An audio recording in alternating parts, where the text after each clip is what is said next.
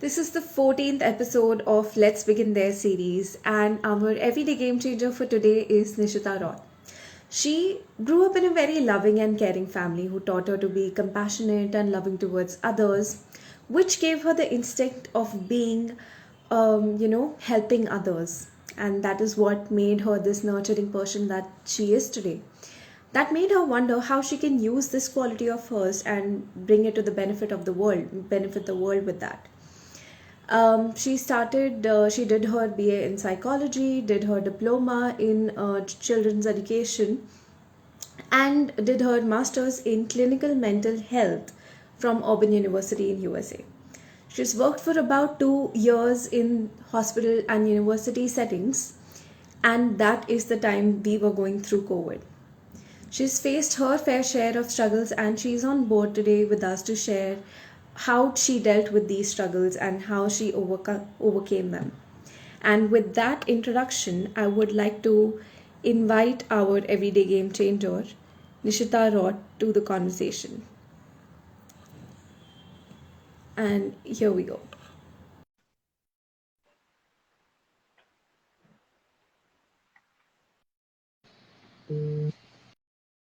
Hi Nishita, how are you?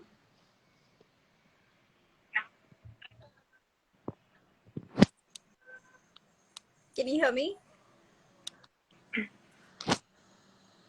I think it's connecting right now. Hi, can you hear Okay. me?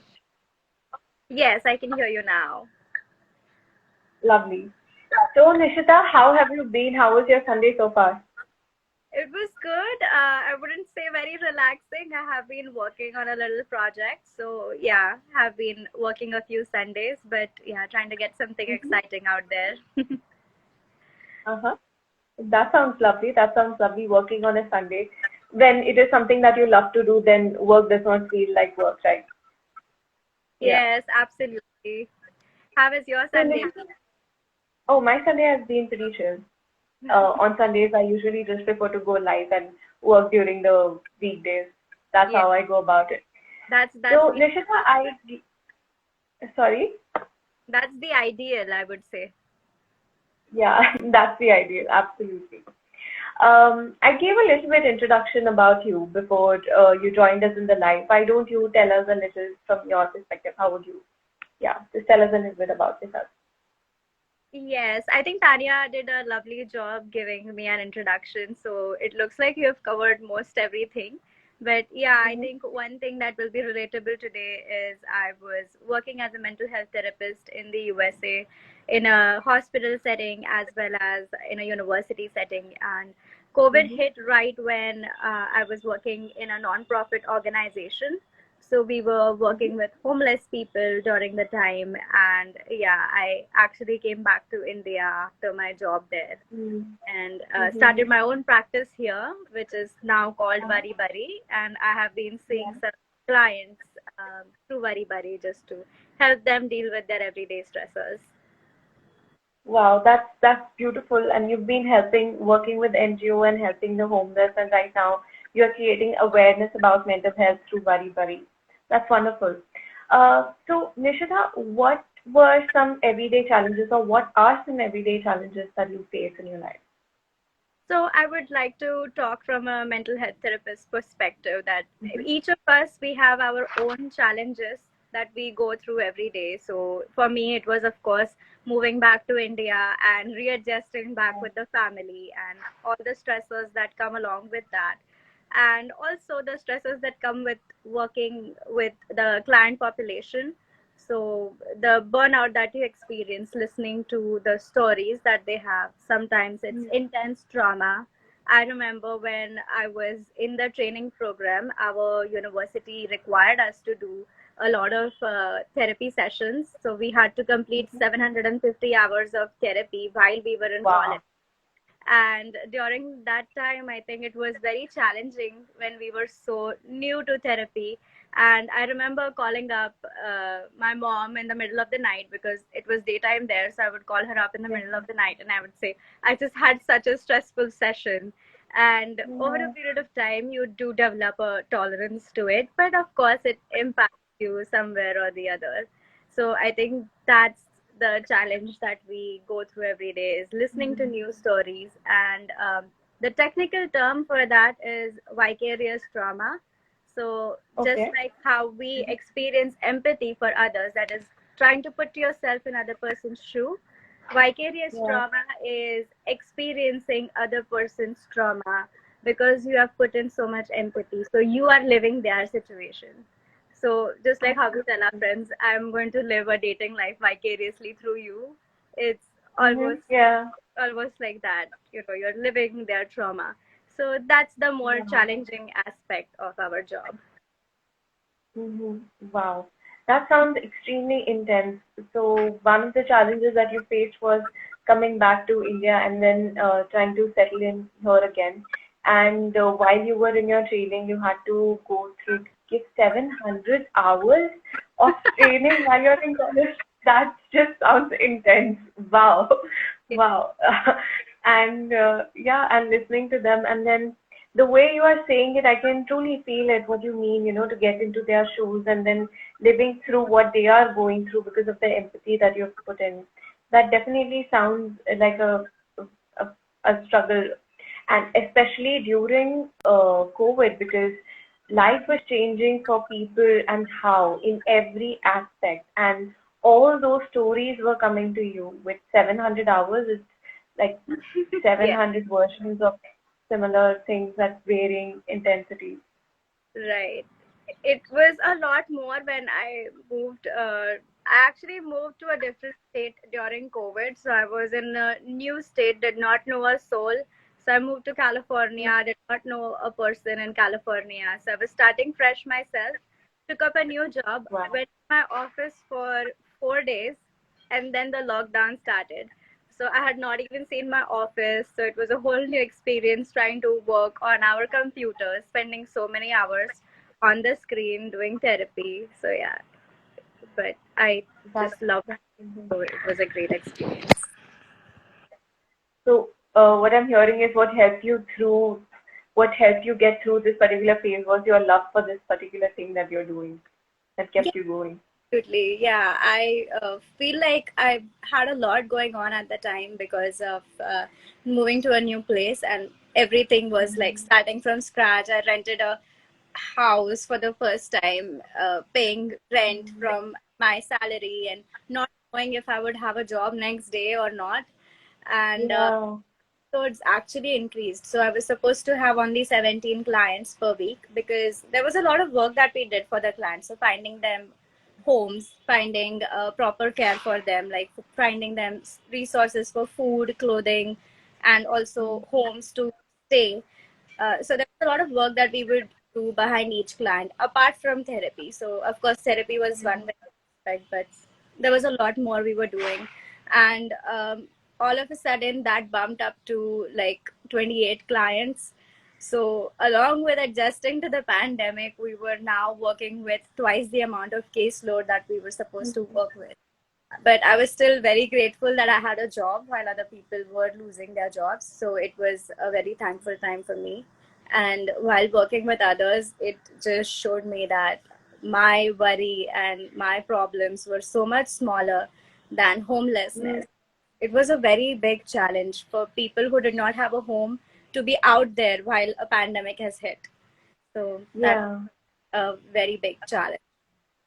Yeah. That's especially how you connected, like you mentioned earlier, living vicariously and going through that particular phase. So just, giving them so much of empathy and then living the homelessness with them must have been definitely a big challenge. So, how did you overcome these? Like, what were the steps that you were taking to overcome these challenges?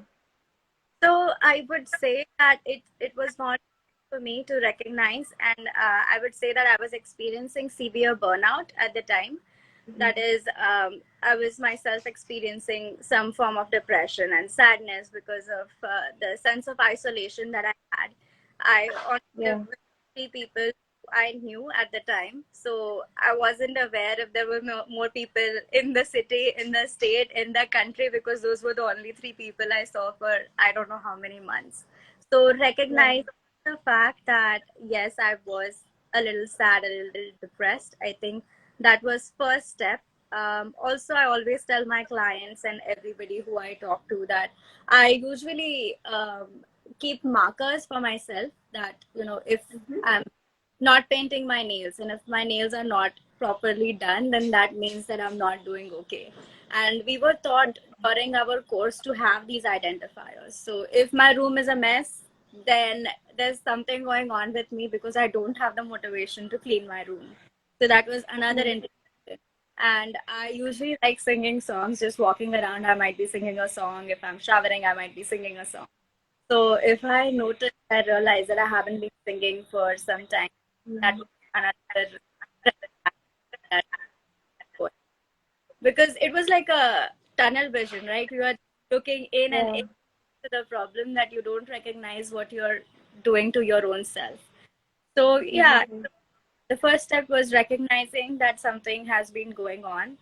And then I made the decision to, my visa was expiring anyway. So I made the decision to not get my visa renewed because I said, I need to take this time off because this is severe burnout. I need to take this time off for my work on myself, work on my emotions, and actually walk the talk. So we always tell people that you need to seek therapy and you need to take good care of yourself. So it was time for me to take care of myself because I was really giving it much and it was time to refill that.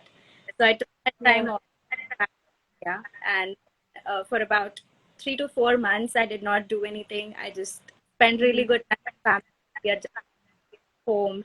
And then I started with Worry Buddy. And I slowly integrated back. So I did not have a lot of clients in the beginning, but I slowly, steadily started promoting mental health through Worry Buddy and creating some content for websites and other phone apps. So that's how I started back with depression. And now Wow. counseling people. So I that was my journey of Mm-hmm. recognizing what was going on. Okay. So you were going through your set of challenges, your set of struggles, and the first step you took was to identify and recognize what you are going through. And like you mentioned, there were certain identifiers. If your nails are not painted well, that means there's something going on with you. If your room is not clean enough, that means you don't have the motivation to clean, and there's probably again something going on for you. So these were the small identifiers, and you were very aware or mindful of these as and when they were coming up. So you clearly noticed and identified what is going on, and like you said, it was a tunnel vision. We keep going inside until we don't know how deep we have gone into a particular thing, and then to recognize and identify and to move out of it. Even after identifying, like you mentioned, to accept that yes, there is a burnout. Yes, there is something that I'm going through. There is depression. The first was identifying, second was accepting with compassion that yes, this is what is going on with me. And the third was walking the talk, basically um, uh, seeking help and therapy and recognizing that probably you need to take a break and get good care of yourself. So you gave yourself that amount of time to deal with everything and to be back with energy. Yeah. And yeah, you are back with the bang because you started Bari Bari and you started counseling, and there's website and there's app that you're working on currently. So it Right. shows that the break worked out really well for you. Yes, absolutely. And that's why therapy is so hopeful, right? Because as a therapist, I knew exactly what needed to be done. But sometimes, when you are so depressed, you lose the motivation to do it. So I think that I was able to take that time, that I felt motivated enough to put my knowledge into practice. But yeah, Mm. Yeah, that's beautiful. And you're absolutely right. But even though we know what are the steps we need to take as a therapist and myself as a coach, we know what are the questions we can ask or what is it that we really need to do in that situation. But sometimes we do lack that motivation to challenge ourselves in those particular ways or to, give that kind of or that looking at our scenario from a third person's perspective. So Right. seeking therapy, seeking counseling or coaching in that particular moment helps us as well to move ahead Right. and to maybe just a shift of perception and shift of mindset is sometimes very useful as well. Absolutely. Mhm. Absolutely. Lovely. So I was about to ask you how did you, so what was the point of motivation? What helped you recognize? Like, what was that turning point for you that, okay, Nishita, stop. You've got to do something. What was that point for you? Yeah, I think, and this might be a little bit sensitive to some of the hearers because, so most of the times when we worked with our clients, there would be certain clients who experience schizophrenia or delusion, and their delusions used to be more like, okay, the government has done something, they have added something into the water, so I cannot drink the water, or they have inserted a chip in the brain, and something like that. So that was the theme of their delusions. One point day, I think this was about 3 or 4 months into COVID, one evening I was just sitting, not doing anything. I was doing a lot of knitting at the time, so a lot of thinking while I was doing knitting. And one fine day, I had a thought: what if all of this is not real? I haven't seen a soul Oh, since so many days, and I have only been seeing people virtually. So I'm talking to my parents on the phone, I'm seeing all the people on the phone. So, what if none of this is real? What if the world is not hit by COVID, and what if I'm delusional? And then oh, I yeah, I think it was a very big moment for me. And then I cross questioned myself and I did all the rational questioning that no, but you are still in the house, you're watching the news, they are saying that on the news, you are not hospitalized, you're not seeing the doctors, not one person has told you that you are delusional.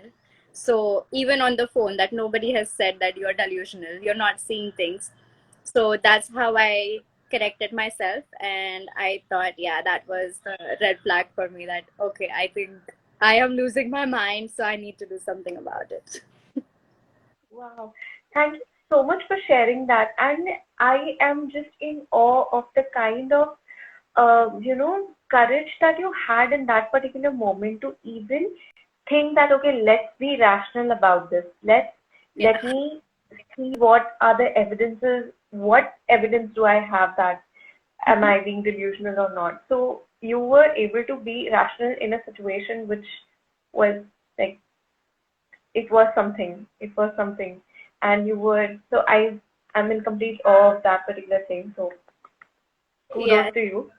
Again, I would Hmm. say that difference between actual delusion. So if a person is experiencing delusions, they might not be able to have that kind of reasoning, and that's Absolutely. you can distinguish. Whereas I wasn't delusional because I was able to provide myself with that reasoning. Of course, the people who are delusional also have really good reasoning for their thoughts, but at least in that moment, I was able to calm myself down and yeah, correct my behavior.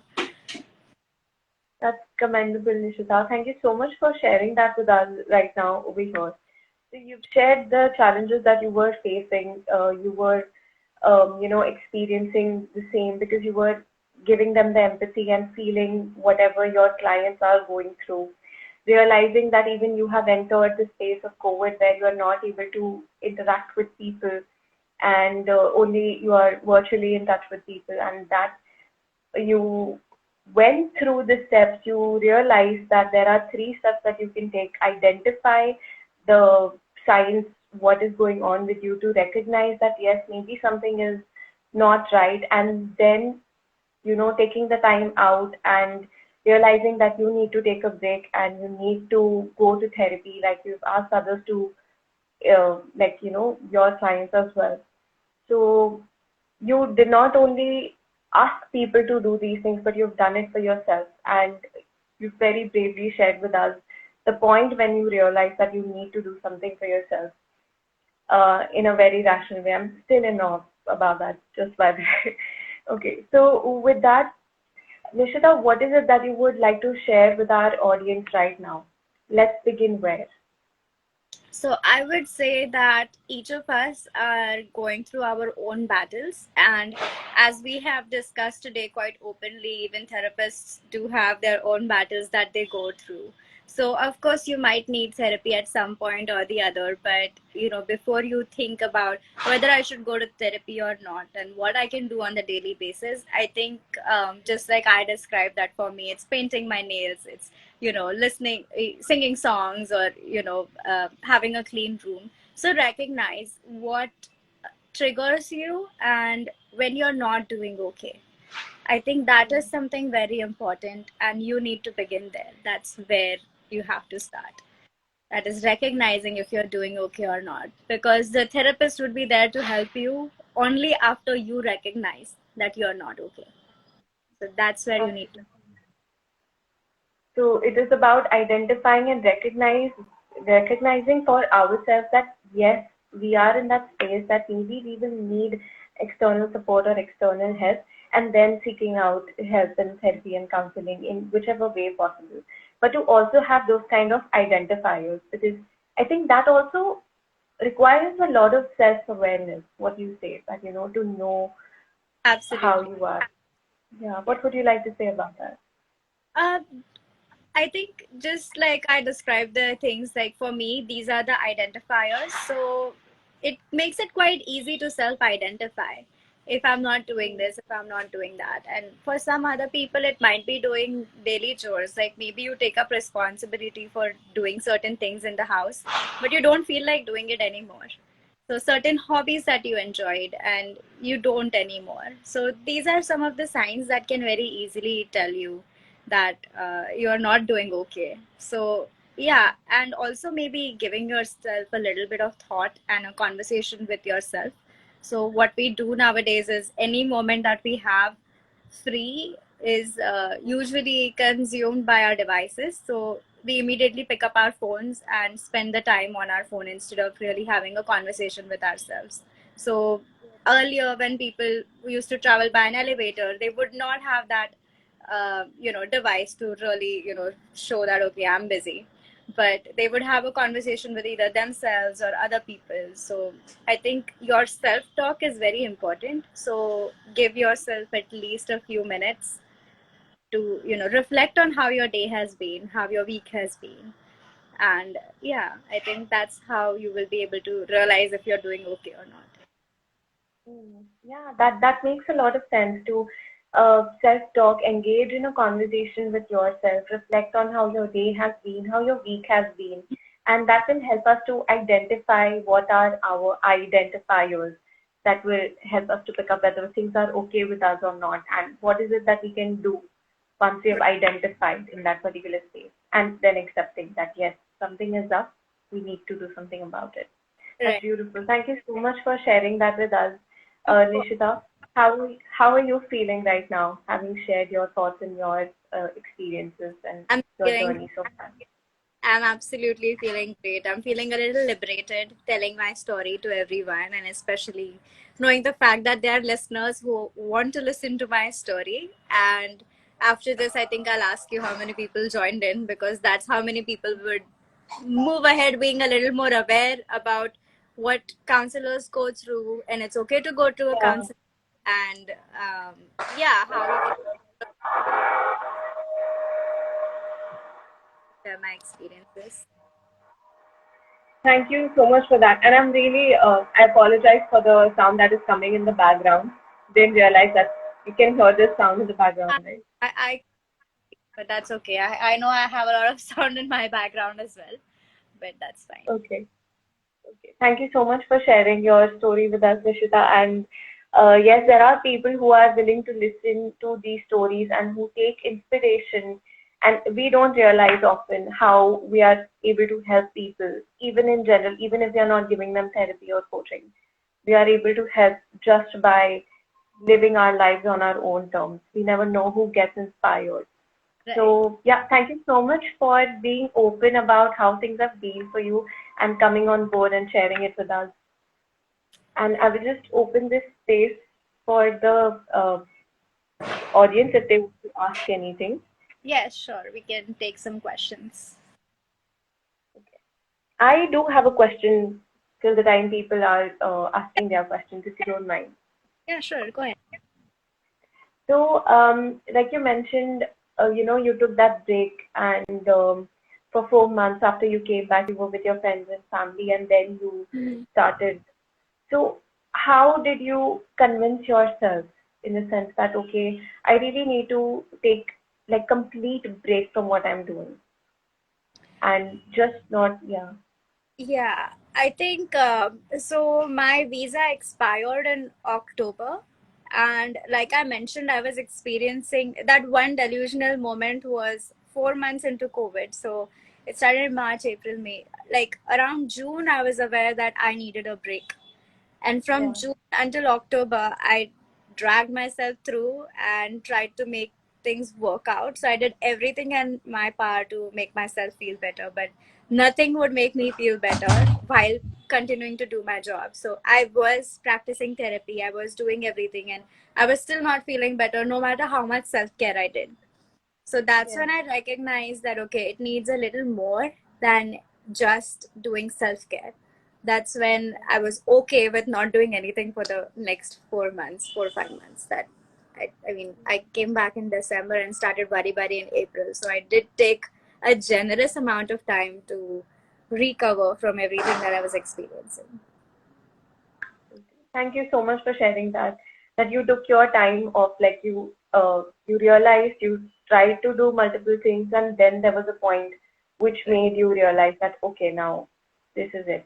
Let's Yeah, just I take think it. that's one big lesson for all the listeners, especially for therapists or anybody in the helping profession, that if you do feel like you're dragging yourself out and pouring in more than what you can, then I think that is the time when you need to take a break. Because once you do take that break, you will come back much stronger. So allow yourself to take that break. It could cost you some money, it could cost you losing a job, it could cost you something worthy, but at the end of the day, nothing is more valuable than your own life, because that's what burnout ends up in. Like, you will have suicidal thoughts, you will not want to live like that anymore.